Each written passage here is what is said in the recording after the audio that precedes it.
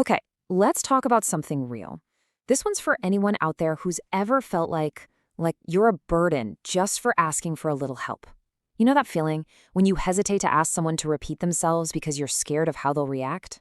Yeah, stick with me. We're going to take that fear apart piece by piece. Do any of these thoughts hit a little too close to home? You're such a burden. You're just slow. Ugh, you're not even listening.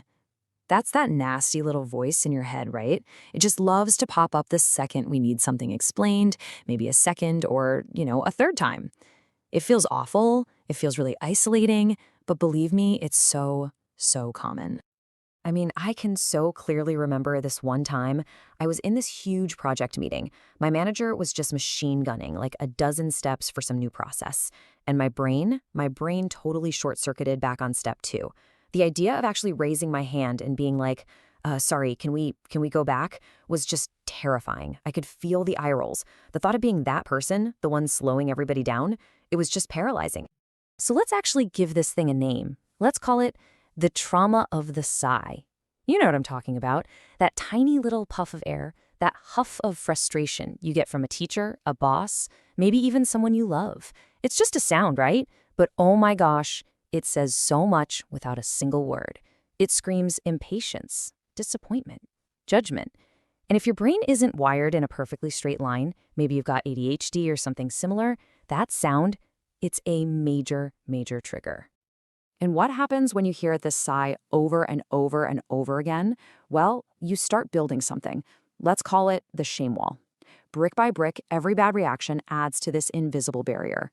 It's a defense mechanism, right? You just decide, you know what, it's safer to just nod and pretend I get it. So you stop asking for help, you start guessing, you make mistakes, and boom, more shame. Another brick in the wall. It's just a brutal, brutal cycle.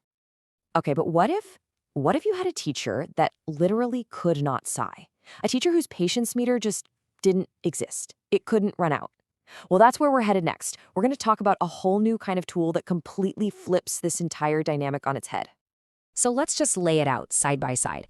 A human teacher versus an AI teacher. A person, look, their ego can get bruised, their patience absolutely has a limit, and yeah, they might judge you.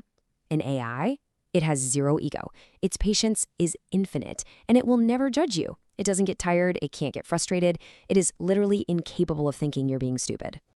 And this brings us to the big idea for today. It's called the 50x rule. Now, think of this as a new rule for your brain. It's a mental framework that gives you total permission to be relentless. I mean, relentless in getting the answers you need. It means you can ask an AI to explain something 50 different ways. Rephrase it, simplify it, use a weird metaphor, whatever it takes, until it finally clicks for the unique way your brain works. All right, that all sounds great in theory, but how does this actually work in the real world? Let's dive into 3 super practical ways you can put the 50x rule to work, like right now. Okay, first up, we have the ELI 5 method.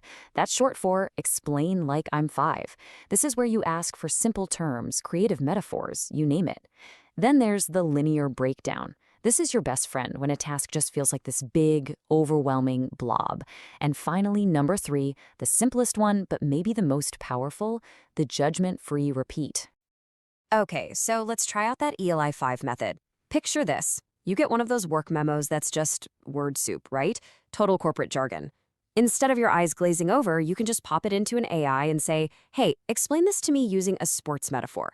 And if that doesn't land, no problem. Try, okay, now explain it with a cooking metaphor or a movie one. You just keep going until one of them makes sense. And what happens to the AI's patience meter after you ask it for, like, a weird sports metaphor? Take a look. Absolutely nothing. It's still chilling at 100%, ready for whatever you throw at it next, no matter how strange it seems. Oh, this is so real. You're trying to focus and then ping, an email pops up.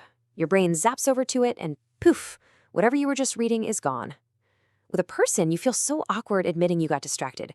But with an AI, you can just be honest. Hey, I got distracted. Tell me that again. And the result? Check it out. The patience meter is still, you guessed it, totally full. No sigh, no subtle change in tone, no judgment whatsoever. It just gives you the information again, fresh, like it's the very first time you asked. This right here, This simple little thing is an absolute game changer if your brain doesn't always follow a straight path.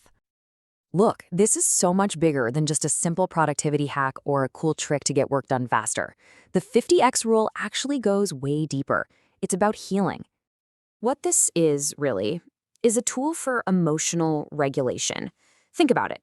When you take away that fear of being judged, you free up so much space in your head. Your brain isn't wasting energy running that constant low-level anxiety program in the background anymore. It can actually just focus on the information.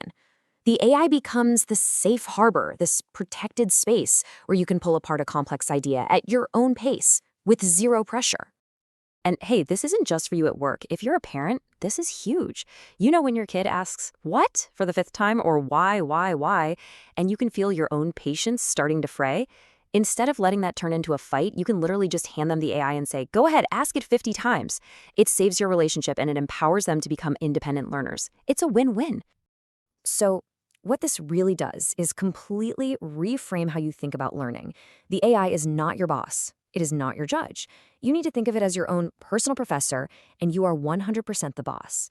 It's a tool that exists to serve you and the unique way your brain is wired, not the other way around.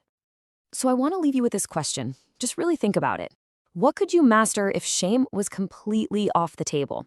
If that fear of asking, that feeling of being slow, what if it just vanished?